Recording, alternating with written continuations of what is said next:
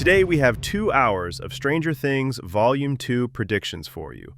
So sit back, relax, and let's get started with everything we know about Stranger Things Season 5, Volume 2. Stranger Things Season 5, Volume 2 drops Christmas Day, 2025. Volume 1 ended with Will Byers unlocking powers tied to Vecna's hive mind, Max trapped in Vecna's mindscape with Holly Wheeler, and Vecna leading a Demogorgon assault on Hawkins. Will can control Demogorgons, like Vecna kills victims. Eleven and Hopper found Kali in the military vault. The Duffer Brothers said Volume 2 includes one of the show's most violent moments. Episodes 5, 6, and 7 drop December 25th at 8 p.m. Eastern Time. Shock Jock, Escape from Camazotz, and The Bridge. The finale, The Right Side Up, arrives December 31st as a feature-length episode with a theatrical release. Volume 2 is about to flip everything upside down. Episode 4 ended with the moment fans have been theorizing about for 9 years. Will Byers unlocked active psychic powers. The Duffer Brothers confirmed this was one of their earliest ideas for Season 5. Ross Duffer told Netflix Tudum that from the beginning they asked, "What if Will were able to harness this connection and use it against our villains?" Matt Duffer added that Will was the kid taken in Season 1, so it felt right for the story to come full circle. If anyone was going to be the key to ending Vecna, it needed to be Will. The power reveal happened during the Demogorgon attack on the Max Z military facility. Will, Mike, Joyce, Robin, Lucas, Erica, and Derek were trying to escape with dozens of children when Vecna's creatures surrounded them. Mike stared at certain death as a Demogorgon charged straight at him. Then it froze mid-attack, suspended in the air. Mike looked over at Will. His eyes had rolled back white, exactly like Eleven when she uses her powers. Will's hand was outstretched toward the Demogorgon, controlling it. Another Demogorgon approached Joyce, and Will lifted his other hand, stopping that one too. A third charged at Robin in a different location, and Will cranked his neck to freeze it as well. He wasn't just controlling them, he was seeing through their eyes, experiencing what they experienced. And then he went further. Will telekinetically twisted the Demogorgons' bodies and broke them apart, killing them using the exact same bone-snapping method Vecna uses on his victims. The Duffer Brothers explained that Will doesn't have innate powers like Eleven. He's channeling power through his psychic connection to the hive mind. Matt Duffer described it like this: Will is a sorcerer who draws from an external source, not someone who generates power from within. The connection Vecna created when he took Will in 1983 and possessed him in Season 2 left permanent changes. Will can tap into the hive mind network and manipulate anything connected to it. There's a catch though. Vecna completely underestimates Will. Jamie Campbell Bower and the Duffer Brothers confirmed in interviews that Vecna perceives Will the way so many others have throughout his life, as weak, as nothing, as incapable of achieving anything great. That underestimation could be Vecna's fatal mistake. Matt Duffer said whether that's going to happen again, viewers will have to watch Volume 2 to find out. The emotional component matters too. Matt Duffer explained that Will has been dealing with so many unresolved emotions and inner conflicts across the first 4 seasons. They wanted him to grow as a human and become a fully formed version of who he is. Once he's able to do that, he's able to harness these incredible powers. The moment Will stopped running from who he is and accepted himself, he unlocked the strength to fight back. This power reveal changes everything going into Volume 2. Will is now what Matt Duffer called a new chess piece on the board in the battle for Hawkins. The question is, how far these powers extend, whether Vecna can flip the connection back against him, and what price Will might pay for using them. Hit that subscribe button and turn on notifications because we're just getting started with what's coming next. But Will's not the only one trapped in Vecna's grip. While Will was discovering his powers in the real world, Max Mayfield finally reappeared in Episode 3, after being absent from the first 2 episodes of Volume 1. Max has been in a coma since the end of Season 4 when Vecna killed her. Eleven restarted her heart after Max was clinically dead for over a minute, but Max never woke up. Her body has been in Hawkins Hospital with Lucas watching over her. Her broken bones have healed, and she's no longer in a neck brace, but she remains blind and unresponsive. Volume 1 revealed where Max actually is. Her consciousness is fully awake and trapped inside Vecna's mindscape. This isn't just a dark void, it's a psychic prison constructed from Henry Creel's own memories. Max has been wandering through these memories since Season 4 ended, experiencing horrifying scenes like the Hawkins Lab massacre and Henry's childhood. The Duffer Brothers said they knew from the end of Season 4 that Max would be trapped in Vecna's mindscape. But the storyline really came to life when they realized Holly Wheeler could be there too, along with the other children Vecna has been collecting. Max encounters Holly in Episode 3. Holly was kidnapped by a Demogorgon at the end of Episode 1 after Vecna appeared to her as an imaginary friend named Mr. Whatsit. Max shows Holly where she's been staying, a cave within Vecna's memories. Max calls it Henry's prison and explains they're walking through his memories. At one point, Max heard Kate Bush's Running Up That Hill playing from the real world. Lucas was playing it for her at the hospital. She followed the music and saw a psychic portal overlooking her own hospital room. She was moments away from escaping back to her body. Then the tape ended. Lucas didn't restart it. The portal snapped shut. Max was trapped again. The Duffer Brothers revealed the concept was inspired by the movie The Cell, starring Jennifer Lopez, where investigators enter a serial killer's mind. That movie influenced their approach to Max's mindscape experience, though the specific execution in Stranger Things differs from the film. Max and Holly team up to plan an escape in Episode 4. They need more time to figure it out, so Max sends Holly back to Mr. Whatsit and tells her to pretend nothing happened. That's where Volume 1 left their storyline. Max knows the layout of Vecna's memories. Holly represents a new victim Vecna wants to use as a vessel. Together, they might find a way out, but the clock is ticking.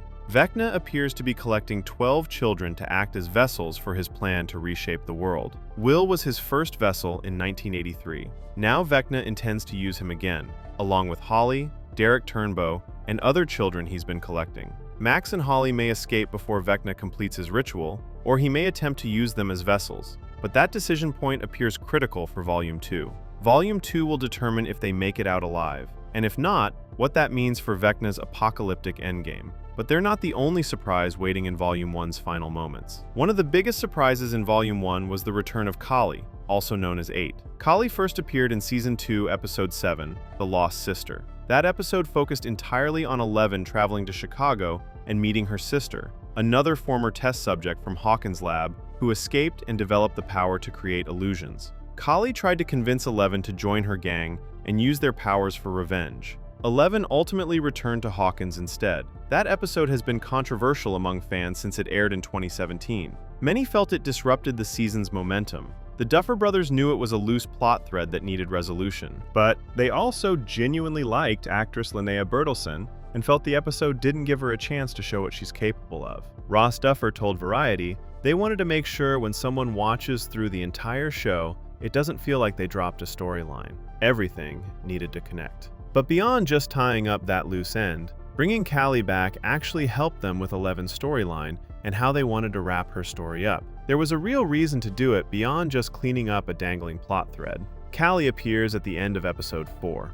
Eleven and Hopper have infiltrated the military base built inside the Upside Down. They're searching for Vecna, believing the military might have him locked up. Dr. K, the military scientist played by Linda Hamilton, has been referring to something called their kryptonite that she claims can stop the Upside Down threat. Hopper and Eleven find a massive steel door in Dr. K's greenhouse facility. They expect to find Vecna behind it. Instead, they discover Kali. The military has been holding her prisoner. Whether she's actually their kryptonite against Vecna, or if she's simply another test subject they've been experimenting on, remains unclear from Volume 1. The Duffer Brothers haven't revealed Kali's specific role in Volume 2 yet, but her illusion powers could prove crucial in the final battle. Vecna operates through fear and trauma, trapping people in horrific visions. Kali can create illusions that feel completely real. Those abilities might counter each other in interesting ways. There's also the emotional component. Kali and Eleven are sisters who were both raised by Dr. Brenner.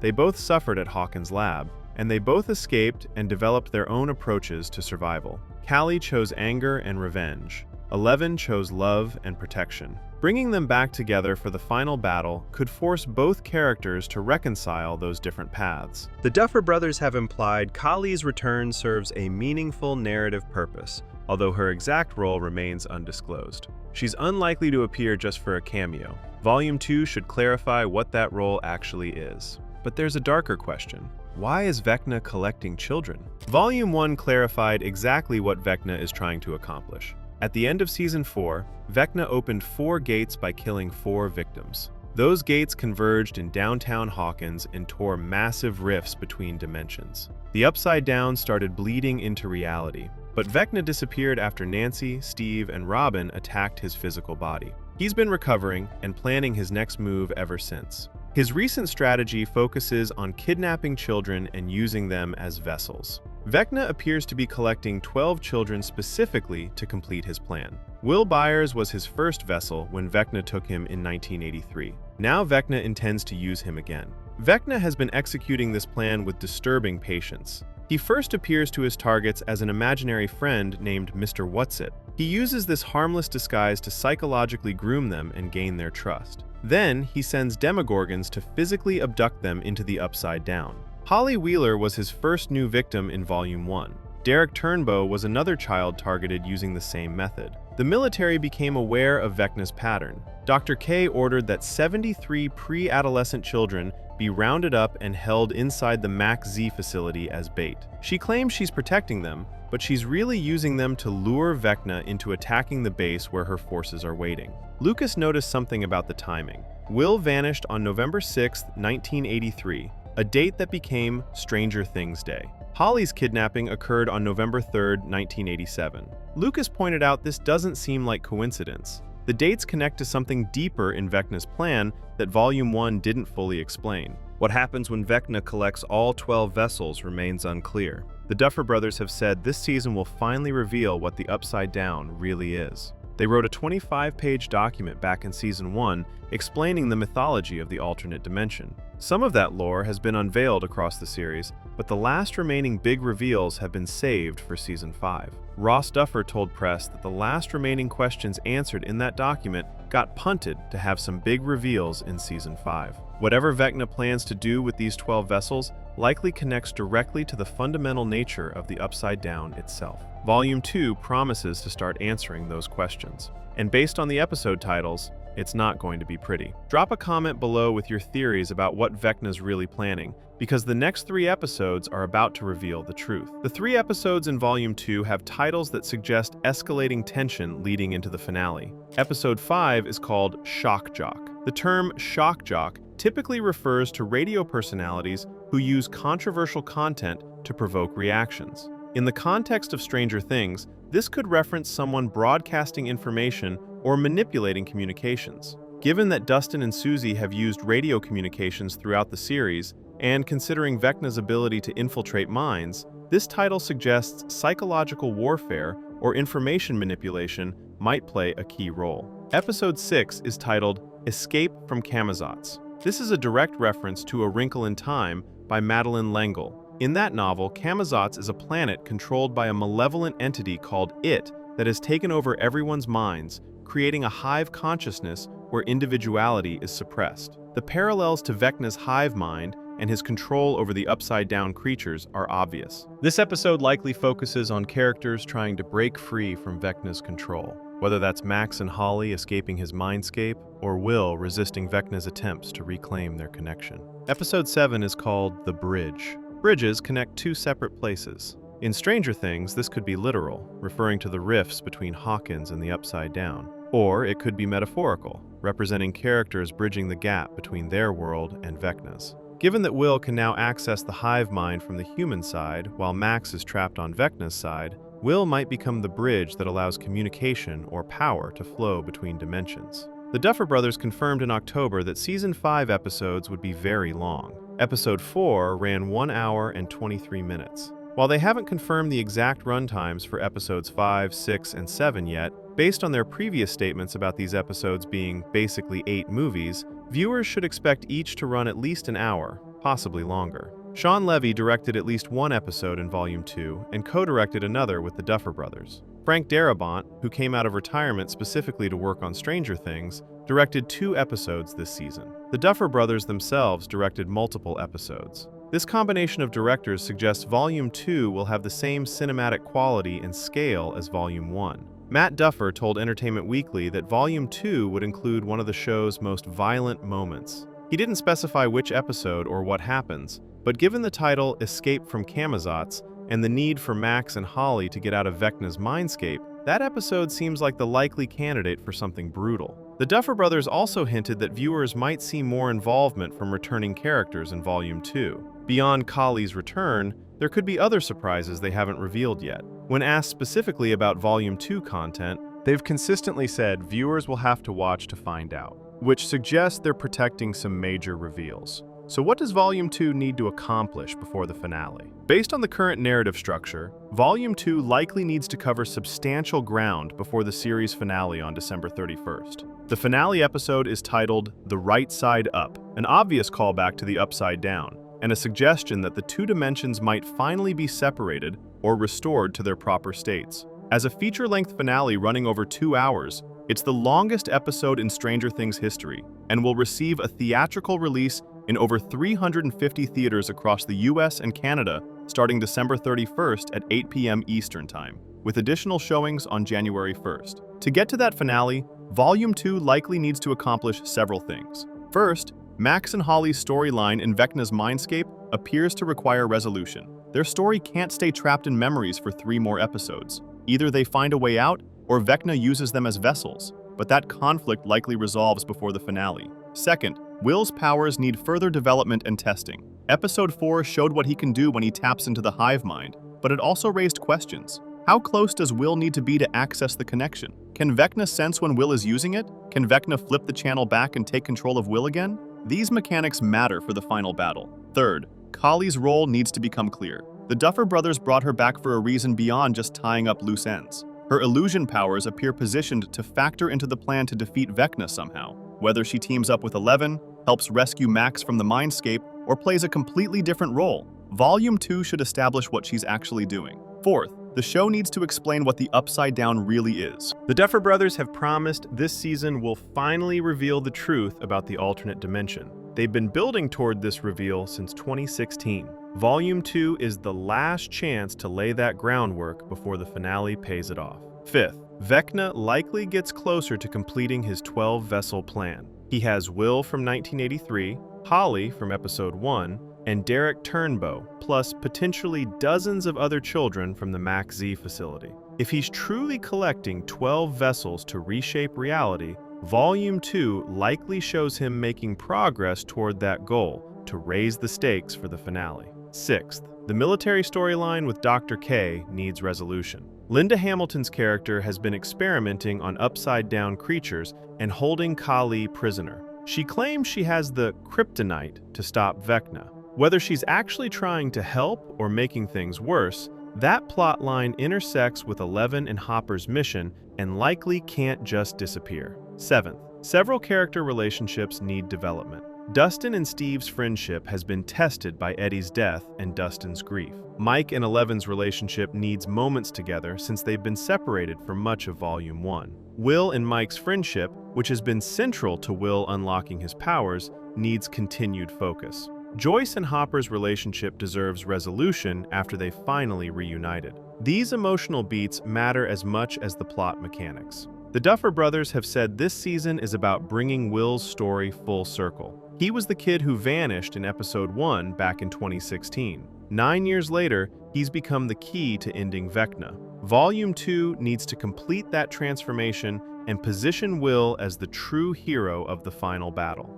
Everything we've seen suggests Volume 2 will deliver on these setups. The episode titles hint at chaos, escape attempts, and connections forming between dimensions. The confirmed returns of characters like Kali suggest the Duffer Brothers are pulling together every thread they've laid across 9 years. And the sheer runtime of these episodes, each likely over an hour, gives them space to develop these storylines properly instead of rushing. The pieces are in position. Now comes the bloodbath. Based on everything confirmed from Volume 1, official interviews, and the Duffer Brothers' statements, Stranger Things Season 5 Volume 2 appears positioned to be the most intense stretch of episodes in the series. Will Byers has finally become an active player with powers that mirror Vecna's own abilities. The scared kid who spent Season 1 hiding in the Upside Down can now control the monsters that terrorized him. That transformation from victim to warrior represents the emotional core of the entire series paying off.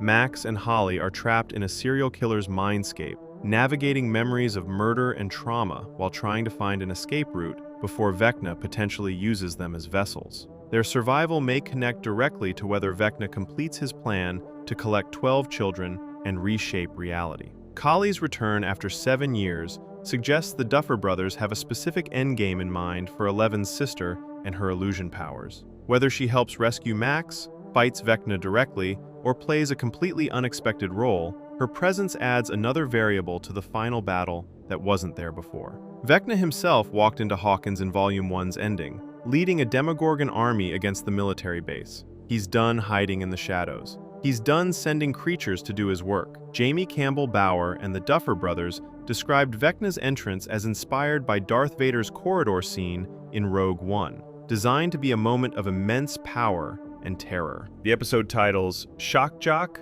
Escape from Camazotz, and The Bridge point towards psychological warfare, hive mind confrontations, and connections forming between the human world and the Upside Down. The literary reference to Camazotz specifically suggests the show is leaning into themes of conformity versus individuality, control versus freedom, which perfectly align with Vecna's hive mind versus the character's resistance. Matt Duffer's comment about Volume 2 including one of the show's most violent moments sets expectations for intensity. The Duffer Brothers' promise to finally explain what the Upside Down really is means Volume 2 will answer fundamental questions that have been building for 9 years. And the theatrical release of the finale on December 31st signals they're treating this conclusion with the weight and spectacle it deserves. The wait until Christmas Day feels impossibly long after that Volume 1 cliffhanger. But based on everything the Duffer Brothers have said and shown, these next 3 episodes will earn that wait.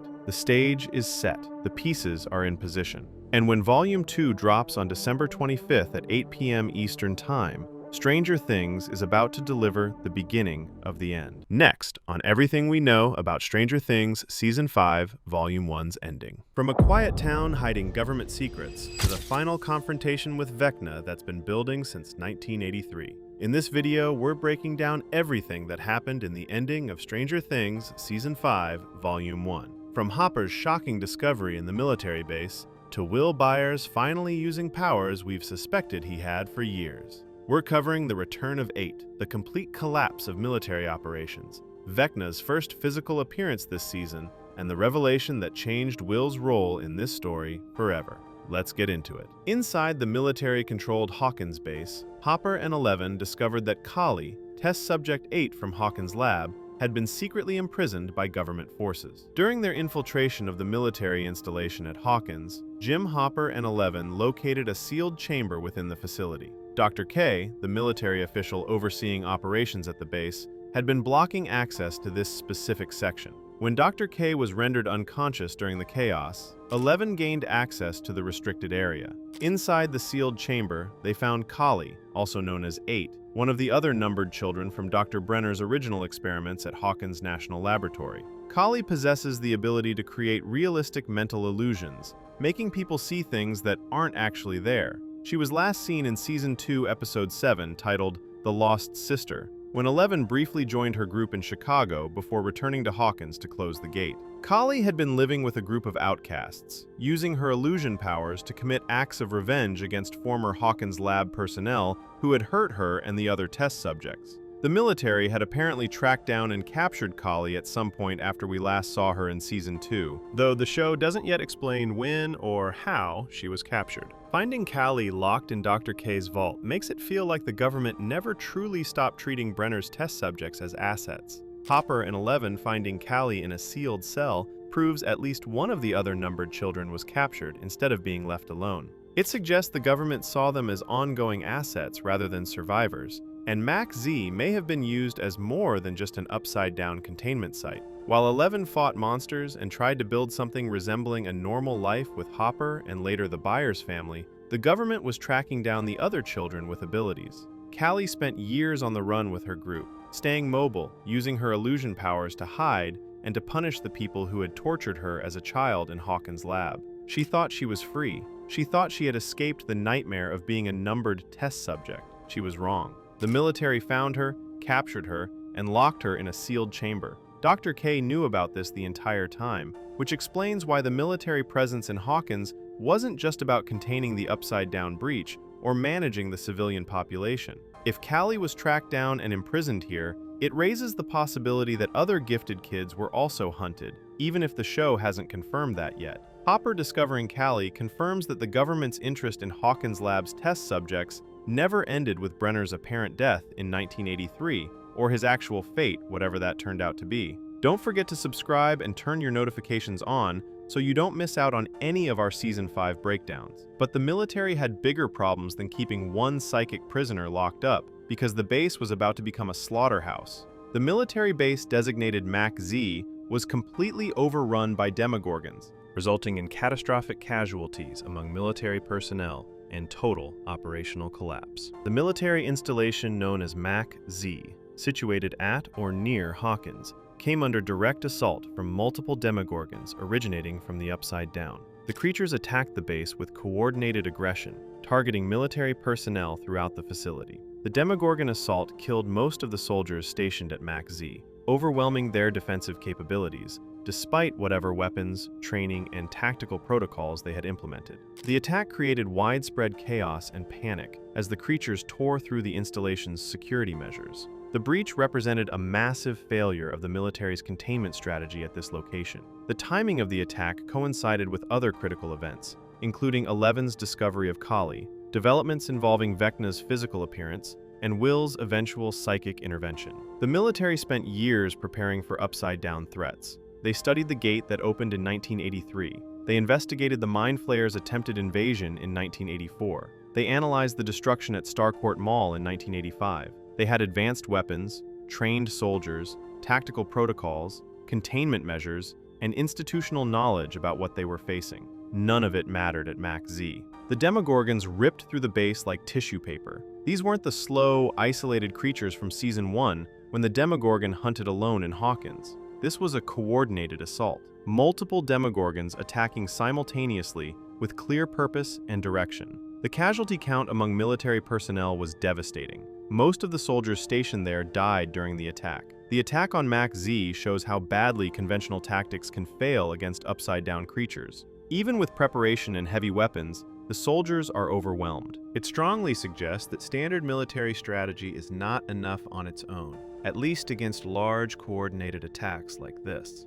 The timing of the assault lines up with everything else happening, which makes it feel less like random hunting and more like a coordinated move. Given Vecna's control over the upside-down hive mind, it seems likely the Demogorgons were acting under his influence, rather than just following pure instinct. Speaking of Vecna, he finally decided to stop hiding in the shadows and make his physical entrance this season. Vecna physically manifested in Hawkins for the first time in Season 5, directly confronting Will Byers and taunting him about being the first victim and the easiest to break. Henry Creel, transformed into the creature known as Vecna after Eleven banished him to the Upside Down in 1979, appeared in physical form during Season 5, Volume 1 for the first time this season. Prior to this, Vecna had been operating from the Upside Down, using proxies like the Mind Flayer and Demogorgons to affect events in Hawkins. But in Volume 1, Vecna crossed over physically and sought out Will Byers specifically,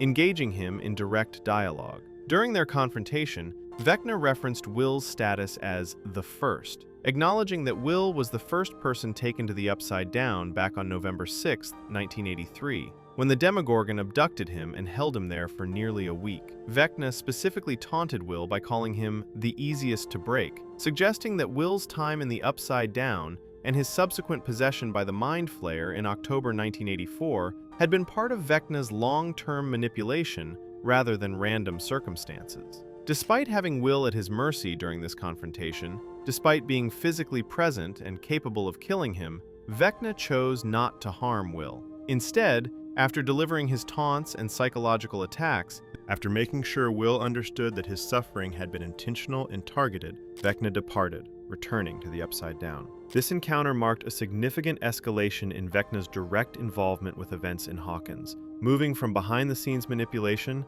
to physical presence and personal confrontation. Will has been Vecna's victim since the very beginning of this entire story. When the Demogorgon took Will to the Upside Down in 1983, when Joyce and Hopper searched frantically for him, when everyone in Hawkins thought he was dead, everyone assumed it was random, a kid in the wrong place at the wrong time. a child who happened to be riding his bike home alone on the same night a monster was hunting. But Vecna's words confirm it wasn't random at all. Will was targeted, chosen, selected specifically by Vecna for reasons we're only now beginning to understand. Vecna called him the first and the easiest to break, which means everything Will suffered. Being trapped in the Upside Down for a week with minimal food and water, being found in that library covered in vines and barely alive, being possessed by the Mind Flayer in 1984 to the point where they had to burn the creature out of him. The ongoing connection that let him sense Vecna's presence when nobody else could, all of it was intentional. Vecna has been breaking Will down psychologically for years, trauma layered on trauma, and now he's rubbing it in Will's face, making sure Will knows that every terrible thing that happened to him was planned. The fact that Vecna left Will alive is incredibly significant. He could have killed him easily. He had the opportunity. He chose not to. That means Will still serves a purpose in Vecna's plan, maybe as a psychological weapon against Eleven and the others, a reminder of their failures, maybe as a living connection to the Upside Down that Vecna can exploit. Either way, Vecna keeping Will alive means whatever he has planned isn't finished yet. And Will is still a central piece of it. And while Vecna was terrorizing Will on the surface, the rest of the group discovered something horrifying in the Upside Down itself. Steve Harrington, Dustin Henderson, Nancy Wheeler, and Jonathan Byers discovered a massive organic barrier in the Upside Down that appears to form a circular structure around Hawkins' core. While navigating the Upside Down dimension, Steve, Dustin, Nancy, and Jonathan encountered a giant structure described as flesh-like or organic in composition. The group physically crashed into this barrier, indicating they discovered it through direct contact rather than visual observation from a distance, suggesting the structure may have been difficult to see or distinguish from the surrounding environment of the Upside Down. In the Upside Down, the group slams into a huge organic barrier that, based on what they see and later put together, appears to form a circular structure around Hawkins' core. Dustin works out that it forms a massive circle around Upside Down Hawkins, with the old lab at the center. The barrier's organic, flesh-like nature suggests it's a living construction rather than a natural formation, consistent with other upside-down phenomena like the Mind Flayer's physical form in Season 3, which was constructed from melted humans and rats, and the organic tendrils and vines that spread through Hawkins during previous seasons. The discovery indicates Vecna has been constructing infrastructure within the Upside Down, specifically designed to contain or control Hawkins. Vecna has built what looks like a living wall in the Upside Down that circles Hawkins. It feels less like a random growth and more like a deliberate perimeter, hinting that he is trying to cage the town in on a massive scale. If that circle really tracks the town's footprint, then anyone inside Hawkins could already be surrounded without realizing it. Steve, Dustin, Nancy, and Jonathan literally crashed into it, which means it's solid, physical, real. You can't walk through it. The barrier looks and feels alive, more like a wall of flesh than a fog bank. The group has no idea what would happen if they tried to push through it, but nothing about its appearance suggests that would be safe. It feels less like he's just bringing the Upside Down into Hawkins, and more like he's reshaping the Upside Down itself around Hawkins, almost as if he wants to fold the town into his world. The barrier's organic nature connects to everything else we've seen from the Upside Down throughout the series. The vines that trapped Will in Season 1, the tendrils that possessed Will in Season 2, the Mind Flayer's physical body in Season 3, the vines Vecna uses in his lair in Season 4. It's all part of the same system, part of Vecna's body or under his direct control. But the most heartbreaking revelation was waiting inside Vecna's mind, where two people have been trapped in psychological torture. Max Mayfield and Holly Wheeler both exist as conscious entities trapped inside Vecna's mind dimension, where Max has been spiritually imprisoned since her clinical death at the end of Season 4. Following the events at the end of Stranger Things Season 4, where Vecna's curse killed Max Mayfield before Eleven psychically revived her body, Max's consciousness remains separated from her physical form. At the end of Season 4, Episode 9, Max was left in a coma, her body alive but her mind absent. Season 5, Volume 1 confirmed that Max's spirit or consciousness has been trapped inside Vecna's mental dimension. Season 5 shows Max alive in a mindscape called Camazotz, interacting with Holly and clearly self-aware in the present day, while her body remains comatose in Hawkins. Holly Wheeler, the younger sister of Mike and Nancy Wheeler, the youngest member of the Wheeler family, who has largely remained in the background throughout the series, was also discovered to be present in this same mental space. Inside Vecna's mind dimension, Max and Holly were able to communicate with each other. indicating they both retained their personalities, memories, and awareness despite being imprisoned in a supernatural entity's consciousness. During their interaction, Max revealed the truth to Holly about the entity called Mr. Whatsit, a character that had apparently been appearing to Holly, explaining that Mr. Whatsit was actually Vecna in disguise, attempting to manipulate her. After learning this information, Holly made the strategic decision to continue pretending she remained fooled by Vecna's disguise to avoid alerting Vecna to the fact that she now knew his true identity. This deception suggests Holly retained enough awareness, intelligence, and strategic thinking to recognize the danger of letting Vecna know she could see through his manipulation, demonstrating remarkable presence of mind for someone so young. Season 5 makes it feel like Max has been stuck there for the whole time she's been in a coma, fully conscious inside Vecna's mind while her body lies in the hospital. Her body is alive in Hawkins, kept breathing by machines, monitored by doctors, visited by Lucas and her friends. But her consciousness, her personality, her memories, everything that makes Max herself has been imprisoned inside Vecna's mental dimension, trapped in the mind of the monster who killed her, who broke her limbs, who shattered her bones, who stopped her heart. And now Holly Wheeler is there too, a young child, probably no older than 5 or 6 years old, stuck in a supernatural predator's mind. The Mr. Whatsit revelation is particularly sinister. Vecna has been appearing to Holly in disguise, pretending to be something friendly or harmless, manipulating her, probably trying to use her against her family or extract information about Mike, Nancy, and the others. But Max warned her, and Holly is smart enough and brave enough to keep pretending she doesn't know. That's a child having to deceive an ancient evil entity to survive. The psychological strength that requires is extraordinary. Max and Holly prove Vecna does not simply kill and move on. He can trap consciousness inside his own mind. If that applies to other victims like Chrissy, Fred, and Patrick, then they might not be gone in the normal sense at all. They could be part of the same nightmare landscape, still aware and suffering, even though the show hasn't shown us their minds directly.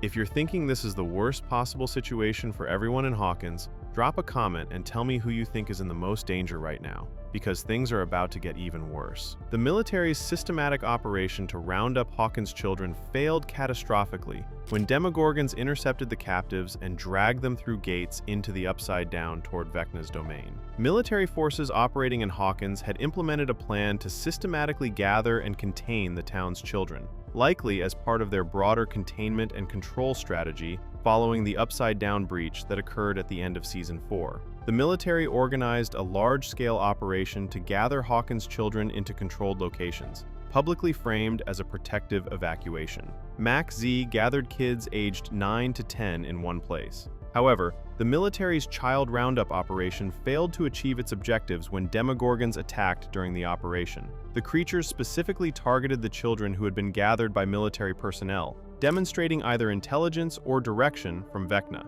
Rather than simply killing the children on sight, which would be consistent with typical Demogorgon predatory behavior, the creatures physically took them, dragging or carrying them away from military custody. Demogorgons attack and snatch the children and retreat into the Upside Down. The military proved unable to prevent this mass abduction, despite their weapons, training, and numerical advantage. The military was rounding up Hawkins' children. Whatever their deeper motives were, concentrating so many kids in a few places made them ideal targets. When Demogorgons attacked, they took advantage of that, dragging those children through gates into the Upside Down. The creatures didn't just kill randomly like animals hunting for food. They specifically took the children the military had gathered, grabbed them, dragged them away. Given what we see with Holly and the flesh wall, it feels like those kids are being delivered straight into Vecna's territory, rather than just vanishing into some random corner of the Upside Down. That's not predator behavior.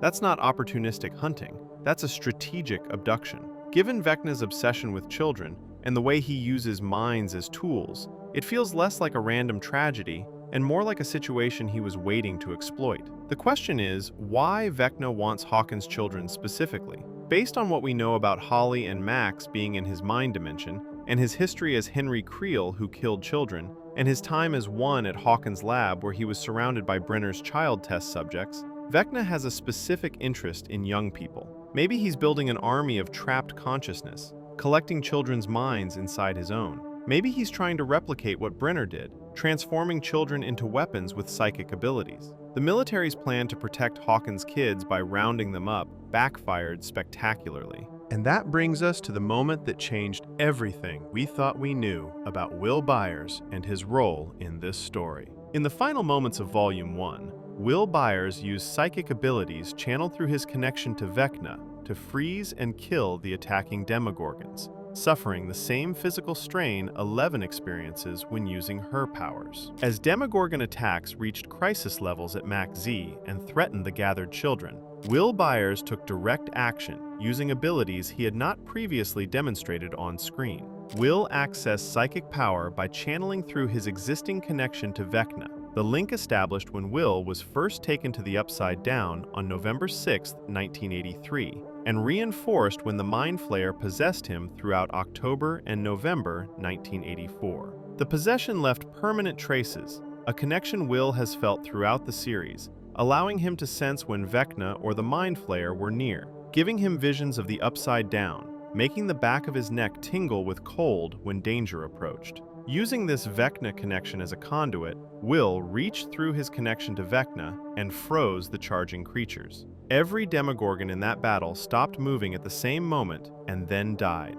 their bodies collapsing. Immediately after executing this psychic attack, Will's nose began bleeding, mirroring the physical strain and nosebleeds Eleven experiences when pushing her telekinetic abilities to their limits, particularly during intense moments like closing the gate in Season 2, fighting the Mind Flayer in Season 3, or battling Vecna in Season 4. Season 5, Volume 1 concluded with the camera focused on Will's face as blood ran from his nose, cutting to black on this image and confirming that Will Byers now possesses and can actively use Vecna-linked psychic abilities. Will Byers has powers. The show has been hinting at this since Season 1, when he survived a week in the Upside Down as a 12-year-old with no food, no proper shelter, no weapons, no abilities anyone knew about. Since Season 2, when he could feel the Mind Flayer's presence when nobody else could, when his connection to the hive mind let him spy on the creatures and provide intelligence. Since Season 3, when he could still sense the Mind Flayer even after it was supposedly purged from his body. Since Season 4, when he could feel Vecna planning attacks. And now, it's confirmed beyond doubt. In a single moment, Will does something we have only ever seen from Eleven. He uses psychic force to stop and kill multiple Demogorgons. The difference is that his power seems to run through his link to Vecna, not his own independent abilities. Eleven has always struggled to handle even one Demogorgon at full power, and here, Will wipes out an entire pack at once. It is the clearest proof so far that his connection to Vecna is not just passive, he can weaponize it on a large scale, at least in that single, desperate moment. The nosebleed is critically significant. That's the physical manifestation of psychic strain, the biological cost of using telekinetic or psychic abilities. It's the same symptom Eleven shows every single time she uses her powers. It confirms Will's abilities work the same way, draw from the same source, cost the same price in physical exhaustion and damage. But Will's power didn't come from Hawkins' lab experiments like Eleven's. He wasn't injected with drugs as a fetus. He wasn't raised in sensory deprivation tanks. He wasn't trained by Brenner. His abilities came from Vecna, from being Vecna's first victim, from being the easiest to break. Vecna broke Will starting in 1983, and in breaking him, in traumatizing him, in possessing him, gave him power. Whether that puts him on Eleven's level or turns him into something very different is one of the biggest questions left for Volume 2. The final cut to black on Will's bleeding face is the show telling us everything changes now. Will isn't the victim anymore. He's not the one who needs protecting. He's not Mike's sensitive friend who needs to be looked after. He's a weapon. Stranger Things Season 5, Volume 1's ending confirmed what fans have suspected for years, while delivering revelations that fundamentally changed the entire foundation of the show. The military's secret imprisonment of 8 proved the government never stopped hunting Brenner's test subjects, with Kali's capture suggesting they view gifted children as assets rather than people deserving protection. The Demogorgon assault on Mach Z demonstrated how catastrophically conventional military tactics can fail against coordinated upside-down threats. Vecna's physical confrontation with Will revealed that Will's suffering since 1983 was intentional targeting, not random tragedy, with Vecna specifically choosing him as the first and the easiest to break. The discovery of the massive organic barrier in the Upside Down showed Vecna is building something that looks like it could cage Hawkins on a scale we've never seen before. Max and Holly's imprisonment in Vecna's mind dimension shows he can trap consciousness instead of simply killing victims, and it raises the terrifying possibility that others he's taken might still be aware inside him. The military's child roundup operation created concentrated targets that Demogorgons exploited, delivering victims into the Upside Down toward Vecna's domain. And Will's psychic destruction of the Demogorgons attacking Max Z confirmed he possesses Vecna-linked abilities powerful enough to kill multiple creatures simultaneously. Every revelation in Volume 1's ending connects to a single pattern that's been building since 1983. Vecna has been playing a long game, and Will Byers has always been at the center of it. Will was targeted from the beginning. His abduction in 1983 wasn't random. His possession in 1984 wasn't opportunistic. His ongoing connection to the Upside Down wasn't coincidental. Vecna specifically chose him, broke him through trauma and possession, and through that breaking, gave him abilities that can now kill Demogorgons with a thought. The easiest to break became incredibly dangerous. Max's consciousness trapped in Vecna's mind since the end of Season 4 means he's been collecting victims inside himself. And if other victims are there too, he's building something worse than an army of bodies. He's collecting minds. Holly's presence there means he's expanding his collection, targeting the families of everyone who fought him, going after children specifically. The flesh-like barrier in the Upside Down suggests Vecna is restructuring that dimension around Hawkins in ways we don't fully understand yet. Callie's imprisonment means the government has been tracking and capturing Brenner's other test subjects rather than helping them. The ending of Volume 1 strips away any hope that Hawkins could return to normal. There's no containing this. No going back to how things were before November 1983. Vecna has built massive structures in the Upside Down. He's collected children into his domain for unknown purposes. He's imprisoned consciousness inside his mind dimension.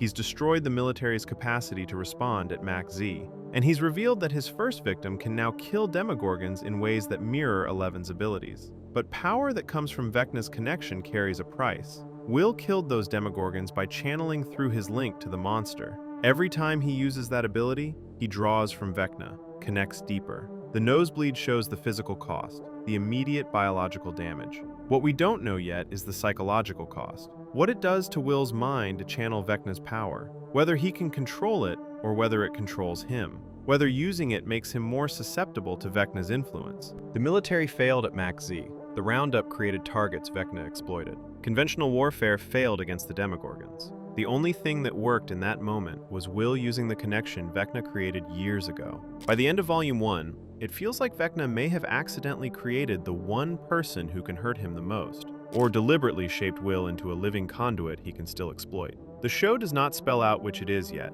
but the idea that saving Hawkins with Vecna's power could also be playing into Vecna's design is exactly the kind of moral trap Stranger Things loves to set up. Will saved everyone in the final moments of Volume 1, but the question Volume 2 needs to answer is whether using that power makes Will more vulnerable to the connection that's already consumed so much of his life, and whether Vecna's plan for his first victim is finally complete. And now, everything we know about Max. For 3 seasons, Max Mayfield skated through Hawkins with fierce independence and a guarded heart. The California transplant who beat Dustin's high score. The girl who stood up to her abusive stepbrother. The friend who helped save Hawkins multiple times. Season 4 changed everything. Vecna targeted her, broke her, and technically killed her. Now Season 5 reveals she's been trapped inside the monster's mind for months. If Max does escape Vecna's mental prison in Season 5, she may become more than just a survivor. She could be the key to understanding Vecna's greatest weakness. And suddenly, the girl who was always running away might become the one who brings the fight directly to him. The Duffer Brothers set this up from the moment she rolled into town. Max wasn't just another member of the party, she was always meant to be central to the final battle. But what exactly happened to Max? Where has she been? And how can she possibly escape? The answers lie in everything we've seen since October 1984. And once you understand the full picture, you'll realize Max's story isn't just about survival. It's about turning trauma into power. Before we continue, just to be clear, the first part of this video only covers what we know for sure from the show and from the Duffer Brothers themselves. After that, we'll talk about what those facts might mean and where the story could go. Let's go back to the beginning. Season 2, October 1984. Max Mayfield arrived in Hawkins, Indiana after her mother Susan remarried Neil Hargrove. The divorce from her biological father Sam had already disrupted her life in California. Now she was stuck with an abusive stepfather and a violent stepbrother named Billy. Max quickly made a name for herself at the Palace Arcade. Under the username Mad Max, she topped the Dig Dug leaderboard, beating Dustin Henderson's high score by 100,000 points. Both Lucas and Dustin became immediately infatuated with this mysterious gamer. When the boys discovered Max was actually a girl, they invited her to go trick-or-treating on Halloween. Mike Wheeler resisted her joining the party because he was still grieving Eleven's disappearance, but Max was persistent. Lucas eventually told her everything: the Upside Down, the Demogorgon, Will's possession. Max didn't believe him at first. She thought he was making up stories to impress her, but when she encountered a Demodog in the tunnels beneath Hawkins, she realized Lucas was telling the truth. Max proved her worth that night. She stood up to Billy after he violently attacked Steve Harrington at the Byers' house. She drugged Billy with a sedative, threatened him with Steve's nail bat, and forced him to leave her and her friends alone. Then, she stole Billy's Camaro and drove the group to the tunnels so they could burn the vines and help save Will from the Mind Flayer. At the Snowball Dance in December 1984, Max and Lucas shared their first kiss. Max had officially become part of the party. That introduction established everything about Max's character. She was tough, independent, loyal once you earned her trust, and she refused to be controlled by anyone. But her relationship with Billy would haunt her for years. By summer 1985, Max and Lucas were dating, sort of. They'd broken up and gotten back together multiple times, establishing a pattern that would continue. Max had also become best friends with Eleven. The two bonded over relationship frustrations and discovering independence. When Eleven suspected Billy was acting strangely, Max initially defended him despite their complicated history. The truth was horrifying. The Mind Flayer had possessed Billy after dragging him into an abandoned steel mill. Billy became the primary vessel for building the Mind Flayer's army, kidnapping residents of Hawkins and melting their bodies to create a massive, spider-like creature. The Mind Flayer used Billy to hunt Eleven at Starcourt Mall. During the final battle, Eleven reminded Billy of his childhood memory of his mother at the beach in California. She reached the real Billy, buried beneath the Mind Flayer's control. Billy broke free. He physically held back the Mind Flayer's tentacles to protect Eleven and the others. The creature impaled him multiple times through the chest. Billy died in Max's arms, apologizing to her with his final words. Max was traumatized. Despite Billy's abusive behavior throughout their relationship, he had sacrificed himself to save her. She witnessed his death. She blamed herself for not saving him. That guilt would define everything that came after. 3 months later, Max helped the Byers family pack up to leave Hawkins. She gave Eleven a green hair tie as a goodbye present. She continued mourning Billy in his bedroom at home, unable to process her grief. If you're enjoying this breakdown, smash that subscribe button and turn on notifications, because we're about to explain how that trauma made Max the perfect target for Vecna. But the worst was yet to come. 6 months after Billy's death, Max's life had collapsed. Her stepfather Neil abandoned the family after Billy died. Max and Susan lost their home and moved to the Forest Hills trailer park. Susan took extra jobs and started drinking heavily. Max sank into depression. She broke up with Lucas. She isolated herself from her friends. She stopped skating. Her grades dropped. She began seeing the school counselor, Miss Kelly, but refused to open up about what she was really feeling. Max started experiencing severe symptoms: headaches, nosebleeds, nightmares about Billy's death. She couldn't sleep. She felt disconnected from reality. These symptoms matched exactly what Vecna's victims experienced before he killed them: Chrissy Cunningham, Fred Benson. Both had suffered trauma. Both had visited Ms. Kelly. Both died horrifically when Vecna attacked their minds. Max realized she was cursed. She was going to be Vecna's next victim. In episode 4 of season 4, Vecna attacked Max while she was at Billy's grave. He pulled her into his mind lair and showed her visions of Billy's death. He told her she wanted Billy to die, that she was glad he was gone, that she deserved to die too. Max ran through Vecna's nightmarish landscape. She heard voices calling her name. Then she heard music, Kate Bush's Running Up That Hill. Her friends had figured out that music could break Vecna's curse. Lucas, Dustin, and Steve played Max's favorite song through headphones. The music created a portal back to reality. Max ran toward it with everything she had. She escaped, but Vecna had marked her. The connection wasn't severed. He could attack her again whenever he wanted. Max knew what she had to do. Max volunteered to be bait. She would let Vecna attack her again while Steve, Nancy, and Robin assaulted his physical body in the upside-down version of the Creel house. Before the mission, Max wrote letters to her friends. Goodbye letters in case she died. She told Lucas she was sorry for pushing him away. She told him she cared about him. She gave the letters to him but made him promise not to read them unless she didn't survive. The plan worked, partially. Max put herself into a trance at the Creel house, allowing Vecna to enter her mind. Steve, Nancy, and Robin attacked Vecna's body with Molotov cocktails and shotgun blasts. But Vecna was too strong. He broke Max's limbs. He crushed her bones. He destroyed her eyes. Her heart stopped. She died for over 1 minute. Eleven was monitoring Max's mind from Nevada through a sensory deprivation tank. When Max died, Eleven dove into her consciousness and restarted her heart using her powers. Max's body came back to life, but something was wrong. Eleven couldn't find Max's mind. She searched the void, but Max's consciousness was gone. Max fell into a coma. Her bones healed over the following months, but she never woke up. Lucas visited her daily at the hospital, playing Running Up That Hill on repeat, hoping the music would bring her back like it did before. Drop a comment below telling me your theory about where Max really was, because Season 5 finally gave us the answer nobody expected. But Max wasn't in her body anymore. She was somewhere far worse. Season 5, Episode 3 ended with a shocking reveal. Holly Wheeler, who had been kidnapped by Vecna, encountered Max standing in the woods near the Creel house. Max wasn't dead. She wasn't asleep. She was fully conscious and trapped inside Vecna's mind. Episode 4 explained everything. After Eleven revived Max's body, Max's consciousness didn't return to it. Instead, she woke up inside the Rainbow Room at Hawkins' lab in 1979, surrounded by the bodies of the children Henry Creel had murdered. Max realized she was trapped inside Vecna's memories.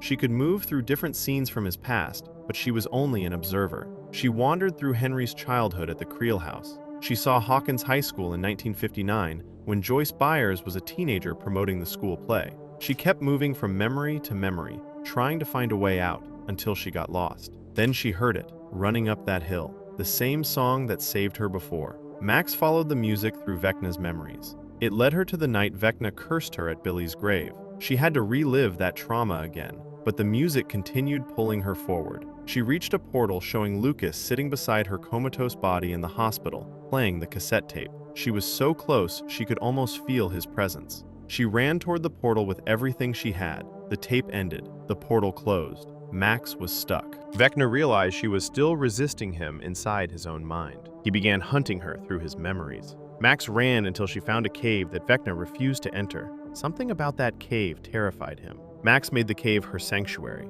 She hid there for months, alone, waiting for a chance to escape. Holly's arrival changed everything. Max now had an ally inside Vecna's mind, someone who could help her execute a plan. Max told Holly she knows how to escape, but she can't reveal the plan yet because Vecna might be listening. The Duffers might have suggested that Max's escape is central to the final season. Episode 6 of Season 5 is titled Escape from Camazotz. Holly named Vecna's memory prison Camazotz, after the evil planet in A Wrinkle in Time, where a malevolent force controls everyone's minds. That episode title suggests Max and Holly will attempt their escape. The cave Max hides in holds significance. Vecna refuses to enter it despite hunting her through every other memory. It can be suggested that the cave contains a traumatic memory from Henry Creel's childhood, something he fears, something that could be his weakness. Music remains Max's connection to the real world. Lucas plays Running Up That Hill beside her hospital bed every day. The song creates temporary portals, but only when the music is actively playing.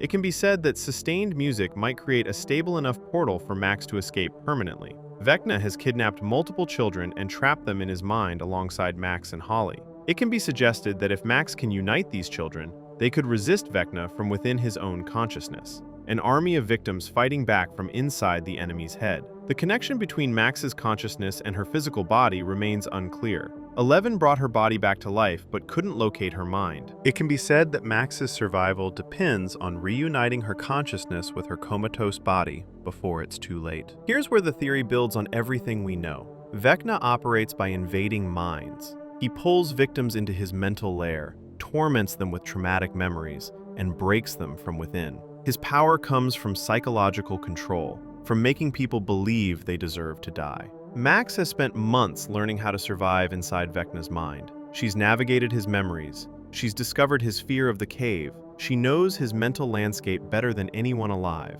It can be suggested that Max has become Vecna's opposite. He invades minds to destroy them. She's learning to navigate his mind to find his weaknesses. Eleven fights Vecna through raw, psychic power. She battles him in the void and tries to overpower him. But Eleven can't reach Max, because Max isn't in the void. She's inside Vecna's actual consciousness. It can be said that Max might have access to Vecna's mind in ways Eleven doesn't. She's seen his memories, his childhood, the massacre at Hawkins' lab. She knows what he fears. The cave represents something crucial. Vecna stalks Max through every other memory but refuses to enter that specific location. It can be suggested that the cave contains a memory of something that hurt Henry Creel, something that still terrifies him. If Max can lure Vecna into that cave, or if she can weaponize whatever memory it contains, she might be able to damage him from within his own mind. The Duffers have always connected Max's story to trauma and survival. She survived Billy's abuse.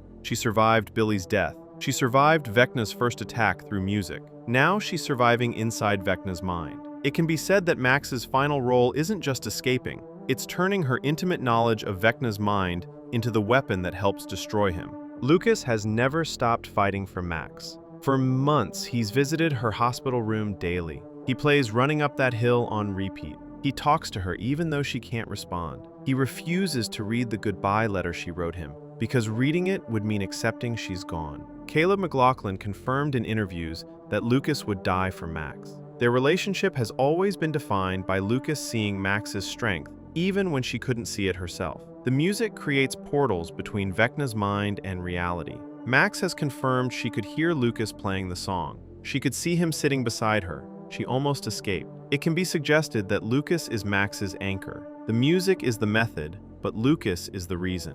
His presence in the real world gives her something to fight toward. When Max does escape, it can be said that Lucas will be there, not as someone who saved her, but as someone who never stopped believing she could save herself. Their relationship parallels Max's entire arc. She's always been the one who handles things alone, who doesn't ask for help, who pushes people away when they get too close. It can be said that accepting Lucas's help might be what finally allows Max to come home. Max Mayfield appears positioned as Vecna's greatest mistake. Everything in Stranger Things has been building toward Max's central role in defeating Vecna. Vecna chose Max because she was vulnerable, traumatized by Billy's death, consumed by guilt and isolation. She seemed like the perfect victim, easy to break, easy to kill. But Vecna made a critical error. He didn't just kill Max. He absorbed her consciousness into his mind, and for months, Max has been learning everything about him. She knows his memories. She knows his fears. She knows the cave he won't enter. She's no longer just a victim trapped in his mind. She's a threat operating behind his defenses. It can be suggested that Vecna's arrogance about Max could be his undoing. He sees her as weak, as broken, as nothing, the same way Billy saw her, the same way everyone who underestimated her has always seen her. But Max has never been weak. She stood up to Billy. She survived his death. She escaped Vecna's first attack. She volunteered to be bait even knowing it might kill her. She's been surviving inside Vecna's mind for months. The scared, isolated girl from Season 4 appears positioned to become one of the most important players in the final battle. Not despite her trauma, but because she's learned to weaponize her understanding of it. Sadie Sink has discussed how challenging Season 5 has been to film. She's playing Max in circumstances she's never portrayed before. It can be said that those circumstances involve Max actively fighting Vecna from inside his own consciousness. Max's arc from victim to survivor to potential savior isn't just good storytelling. It's a 4-year character journey that could pay off in the most satisfying way possible. The question isn't whether Max matters to the final battle. The question is whether months of being trapped in Vecna's mind has given her enough knowledge to exploit his greatest weakness. And the question is whether Max can escape before Vecna realizes the girl he trapped might be the one who destroys him. It can be said that some fan theories suggest Max's sacrifice might be permanent, that defeating Vecna could mean Max loses her connection to her physical body forever. The show has never played the same card twice. Something bigger is coming. But after everything Max has survived, after everything she's endured, and after months of fighting back inside Vecna's mind, it can be suggested that Max Mayfield has truly earned her escape. Up next, Everything we know about number 8. For 7 years, one Stranger Things character has remained television's most controversial loose end. The girl with purple hair who could make you see things that weren't there. The sister Eleven found and then left behind.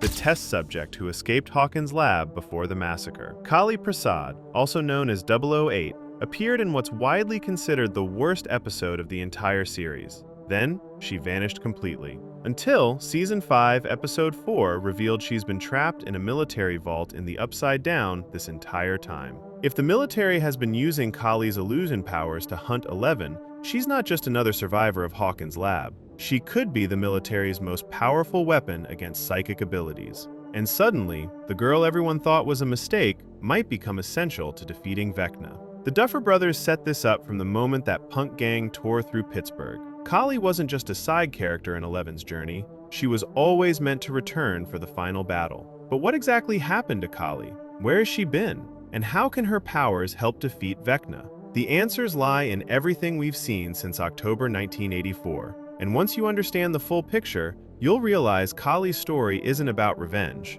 It's about turning perception into power. Before we continue, just to be clear, the first part of this video only covers what we know for sure from the show and what Duffer Brothers suggested themselves. After that, we'll talk about what those facts might mean and where the story could go. Let's go back to the beginning. 1969, London, England. Kali Prasad was born in 1964 and lived in London as a young girl. She was of Indian heritage. On either April 12th or July 12th, 1969, 5-year-old Kali disappeared from London. Dr. Martin Brenner and his associates had abducted her, bringing her to Hawkins' lab in Indiana. Local police efforts to track down Kali were unsuccessful. She simply vanished. At Hawkins' lab, Kali became subject number 008. She was tattooed with the numbers on her wrist, just like Eleven and all the other children. Brenner experimented on her alongside the other numbered subjects in his attempt to recreate Henry Creel's powers. Kali developed abilities, not telekinesis like Eleven,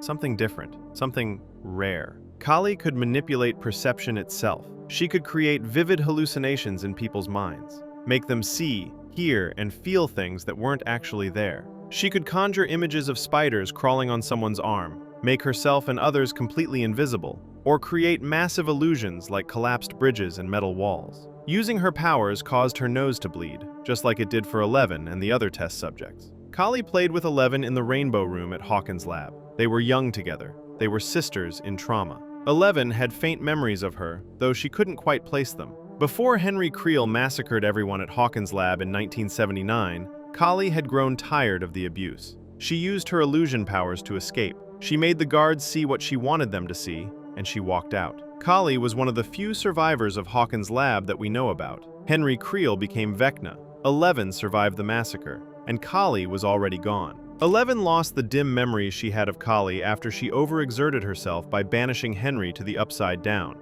For years, Eleven didn't remember her sister at all. October 1984. Eleven was searching for answers about her mother. After connecting with her catatonic mother Terry Ives through her powers, Eleven saw an image, a girl, another child from the lab. Terry showed Eleven this image because she wanted her daughter to find her sister. Eleven found Kali's picture in Terry's files of missing children. She used her powers to locate Kali through remote viewing. She saw a warehouse in Chicago, a gang of outcasts, and purple hair. Eleven cleaned out her Aunt Becky's purse and fled Hopper's cabin. She hopped a bus to Chicago. The episode was titled The Lost Sister. It became the lowest rated episode in Stranger Things history, sitting at 6.0 on IMDb. Critics and fans argued it derailed the season's pacing. It interrupted the main story right after a massive cliffhanger. But the episode wasn't pointless, not even close. Eleven tracked Kali to an abandoned warehouse in Chicago. When she arrived, she was immediately threatened by Axel, a mohawked man who pulled a knife on her. Kali stepped forward. She and Eleven compared their tattoos. They recognized each other. They embraced. Kali said, "At last, Jane was home." Kali had built a new family, a gang of 4 people who society had abandoned. Axel, the hot-headed member with the massive mohawk, Funshine, a gentle giant who served as their warrior, Mick, the practical getaway driver and lookout, and Dottie, the newest member who hadn't from a psychiatric hospital. The gang wasn't just surviving, they were hunting. Kali had a board filled with photographs of bad men, scientists and staff from Hawkins' lab, People who had hurt her, people who had hurt all of them. One by one, Callie's gang was tracking these people down and killing them. On October 28, 1984, Callie and her gang killed Dr. John Pericles in Pittsburgh, Pennsylvania. He had worked for Hawkins' lab. They executed him in his apartment at 1759 Woodlake Way. The police chased them through Pittsburgh. Callie used her powers to make an officer see a collapsed tunnel, causing a massive car crash that allowed them to escape. They fled to Chicago. That's where 11 found them the next day.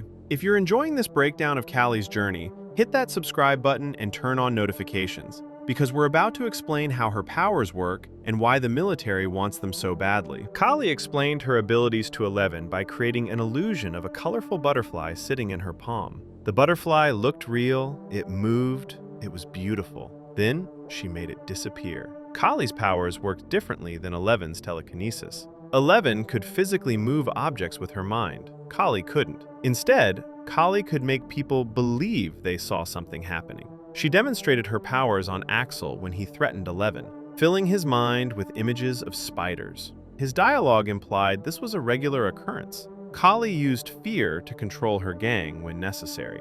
Callie's powers had incredible range. She could make herself and others invisible to surveillance and police. She could create duplicates of people. She could conjure entire scenarios in someone's mind. She could make a gas station clerk see nothing while her gang robbed the place blind. Her powers seemed tied to her confidence. When 11 later abandoned the gang, Callie's illusion blocking the police broke down. Callie taught 11 something crucial. She showed her how to channel anger to strengthen her powers, how to tap into rage and pain to make telekinesis more powerful. They practiced on a train car. Callie told 11 to find her anger, to remember what Papa had done, to remember the loss. 11 channeled that rage and crushed the train car like a tin can. Callie showed 11 her photographs, the board of bad men, scientists, guards, people who had tortured them at Hawkins' lab. 11 recognized one face immediately, Ray Carroll. She'd seen him in her mother's memories.